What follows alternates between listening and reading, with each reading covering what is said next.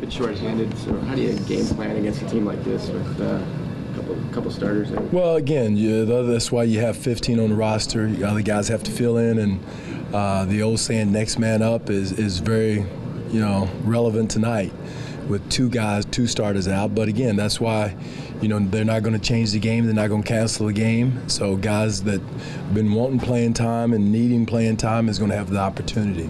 You ever look back and go, that's kind of crazy, LeBron, 15th season, doing the numbers he's doing like that? It's amazing. There's a lot of great players have done it. Kobe's done it. Michael did it. So there's a lot of great players. Dirk is still doing it. Yeah.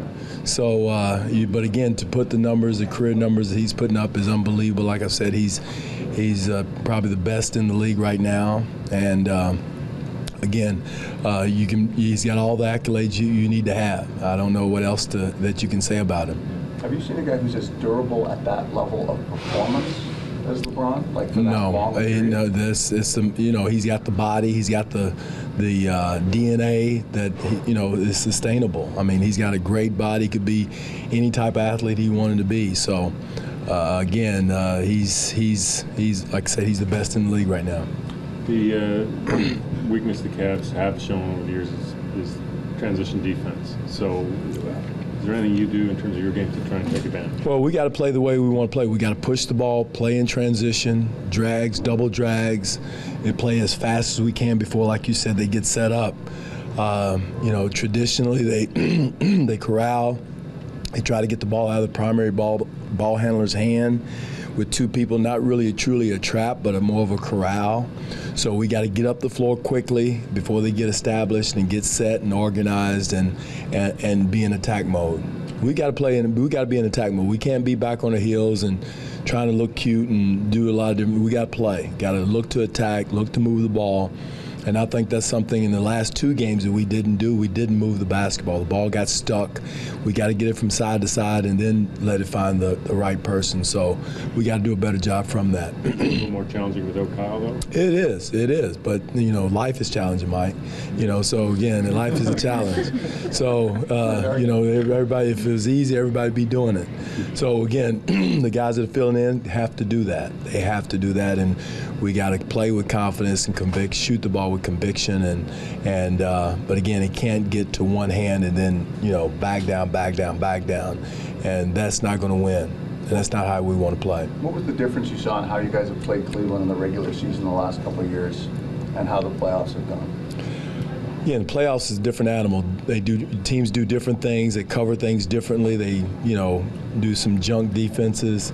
They add some things. So it's really hard to compare playoffs with regular season. The intensity level is heightened.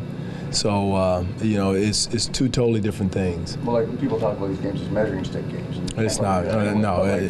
You never heard me say it's a measuring stick game. I said this is a measuring stick game? Okay.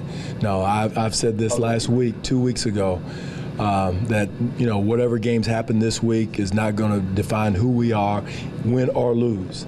So, it's a important game. I'm not going to take it away from that, but it's not going to define who they are or who we are, win, lose, or draw. How do you prioritize having a seed advantage against Cleveland, or should it come to that Boston? These games could come down to tiebreakers and things like that. I mean, right. Not just enough. No, it's not just and I said that. It's an important game, but it's not going to make or break your season. You just can't throw in the saddle if you lose. But again, we got to keep that in mind. All the games are that way. You got to take care of business in your conference, and then head-to-head games are very important too. But again, you can't go into it and do or die, and it's not. It's important, but again, we still have a game coming up on Saturday night. I mean, because Cleveland's almost the opposite, right? They've had so much success from different seeding positions, LeBron especially, that the regular season maybe they can afford to. Well, again, they're Cleveland. They're they in Boston are above us. They're in the mix, but they're above us. So, again, they've shown in the past that they can finish second, third, or whatever, and still have success. So, again, I'm more worried about the Raptors and tonight, more so than thinking about seeding in the playoffs and all that right now, Mike.